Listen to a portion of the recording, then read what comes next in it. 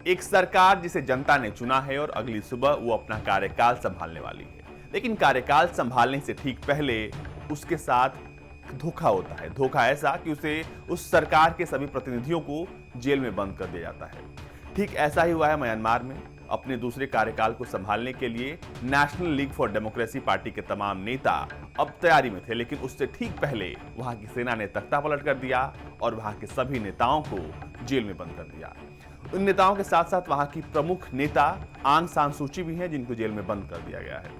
कल से भारत तक पर हम आपको बता रहे हैं कि म्यांमार में कैसी स्थिति है, ये सब कैसे हुआ, लेकिन आज हम इस खबर में आपको अपडेट दे रहे हैं कि आखिर अब वहां पे सेना प्रमुख जो है सब कुछ बन गए हैं। तो आखिर सेना प्रमुख मिंग आंग लाइंग कौन है, वो कैसे आखिर म्यांमार की सत्ता में अब काबिज हो गए हैं, और ये सब क्यों हो रहा है, और म्यांमार के संविधान में ऐसा क्या है कि सेना वहां पे तख्तापलट आसानी से कर सकती है। नमस्कार, मैं हूं अजीत और आप देख रहे हैं भारत तक। दरअसल 62 साल बाद जब सेना ने म्यांमार में चुनी हुई सरकार को सत्ता का हस्तांतरण किया, तब ऐसा माना गया कि वहां पे चीजें बदलेंगी और वो तमाम बातें जिसकी अटकलें लगाई जा रही थी कि म्यांमार में जो लोकतंत्र है वो खतरे में है, वो सब कुछ साफ हो गया था कि अब लगता है कि सेना जो है और सेना सरकार साथ मिलकर काम करेगी। लेकिन कल जो हुआ उसने फिर से एक बार म्यांमार पे निशान खड़े कर दिए हैं। म्यांमार में तख्तापलट हुआ, आंग सान सूची, वहां के राष्ट्रपति, वहां के तमाम बड़े नेता, सबको जेल में डाल दिया गया। पर अब सवाल उठता है कि वहां के जो सेना प्रमुख हैं मिंग आंग लाइंग जब सत्ता में काबिज हैं तो वहां पे स्थिति कैसी है और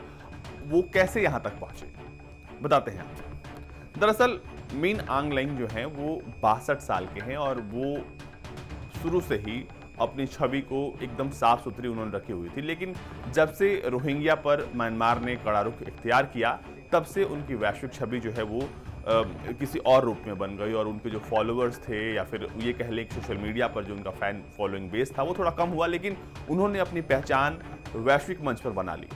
उन पर कई देशों ने प्रतिबंध भी लगाए, लेकिन बावजूद इसके कभी भी मिंग आंग लाइंग ने अपनी राजनीतिक इच्छा शक्ति नहीं दिखाई।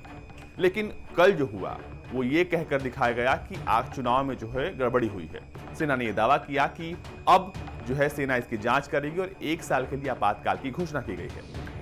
म्यांमार में क्या वाकई में गड़बड़ी हुई है, इसको लेकर कई सारे सवाल उठ रहे हैं। लेकिन ये भी कहा जा रहा है, ये सब इसलिए हो रहा है क्योंकि कहा जा रहा है कि सेना म्यांमार में अपना वर्चस्व बनाए रखना चाहती है। दरअसल म्यांमार में संविधान के अनुसार वहां पे 40% जो सीटें हैं वो सेना के लिए आरक्षित की गई हैं, यानी कि वहां की जो तमाम बड़े फैसले हैं उनको सेना ही लेती है। और इसके अलावा जो वहां का कैबिनेट है उसमें भी 40% उनकी हिस्सेदारी है। इसके अलावा जो बड़े बड़े नियम हैं सरकार सिर्फ बना सकती है, उसको लागू करने की जो शक्ति है वो सेना प्रमुख के पास ही होती है। हम आपको इस बारे में अब विस्तार से बताते हैं। जब साल 2008 में सेना वहां नया संविधान लेकर आई, तब इस नए संविधान में लोकतांत्रिक सरकार और विपक्षी दलों के नेताओं को जगह दी गई थी, लेकिन सेना की स्वायत्ता और वर्चस्व को इसमें बनाए रखा गया था। नए चार्टर के तहत सेना प्रमुख को अपने लोगों की नियुक्ति करने और सैन्य मामलों के अंतिम फैसले करने का अधिकार दिया गया था। आसान शब्दों में कहें तो सेना प्रमुख को किसी के प्रति जवाबदेह नहीं बनाया गया था। म्यांमार की लोकतांत्रिक सरकार किसी कानून को ला सकती है, लेकिन इसे लागू करने की शक्ति सेना प्रमुख के पास ही है। पुलिस, सीमा सुरक्षा बल और प्रशासनिक विभाग सबका नियंत्रण सेना प्रमुख के पास ही रखा गया था। सेना के लिए संसद की 1/4 सीटें आरक्षित हैं। सरकार में रक्षा मंत्री, गृह मंत्री और सीमा मामलों के मंत्री की भी नियुक्ति सेना प्रमुख ही करता है। सेना प्रमुख किसी भी संवैधानिक बदलाव पर वीटो करने का अधिकार रखता है, यानी अगर सेना प्रमुख चाहे तो वो किसी भी फैसले को बदल सकता है। इसके अलावा सेना प्रमुख किसी भी चुनी हुई सरकार का तख्ता पलट करने की ताकत रखता है। यहां तक कि सेना देश की 2 बड़ी कंपनियों का ही स्वामित्व अपने पास रखती है। इन कंपनियों का शराब, तंबाकू, ईंधन और लकड़ी समेत कई अहम क्षेत्रों पर एकाधिकार है। अब बात उस सेना प्रमुख के बारे में जिसने म्यांमार के इतिहास में फिर से वो काले दिन ला दिए। बात जनरल लाइंग। लाइंग 64 साल के हैं और उन्होंने अपनी पढ़ाई जो है वो युंगन यूनिवर्सिटी से की है और उन्होंने कानून की पढ़ाई की है। जनरल लाइंग के क्लासमेट के अनुसार वो बहुत ज़्यादा नहीं बोलते थे और बहुत ही वो लो प्रोफाइल रहने वाले व्यक्ति हैं, लेकिन उन्होंने जो किया है वो उसने पूरी दुनिया को चौंका दिया है। मिंग आंग लाइंग 30 मार्च 2011 को सेना प्रमुख बने। इस दौरान म्यांमार लोकतंत्र की तरफ कदम आगे बढ़ा रहा था। मिंग आंग लाइंग ने सेना में आने के बाद ज़्यादातर समय म्यांमार की पूर्वी सीमा पर विद्रोहियों से लड़ाई में बिताया। ये इलाका म्यांमार के अल्पसंख्यकों के उत्पीड़न के लिए जाना जाता है। साल 2009 में मिन आंग लाइंग ने म्यांमार चीन सीमा पर कोकांग विशेष क्षेत्र में आर्म्ड गुटों के खिलाफ जो ऑपरेशन चलाया उससे वो सुर्खियों में आ गए।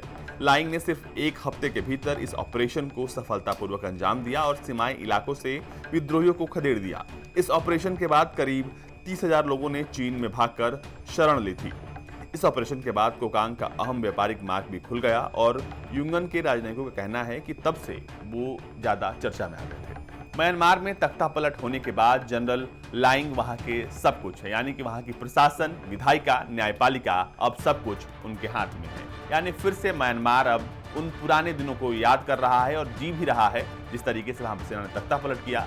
लेकिन एक बात साफ है कि जब जनता ने वहां की पार्टी को चुनकर सत्ता में लाया है तो ऐसे में वहां की जनता ज्यादा दिन तक चुप नहीं रहने वाली। हो सकता है ऐसे में कि सेना के खिलाफ लोगों का विद्रोह जल्द ही फूट पड़े।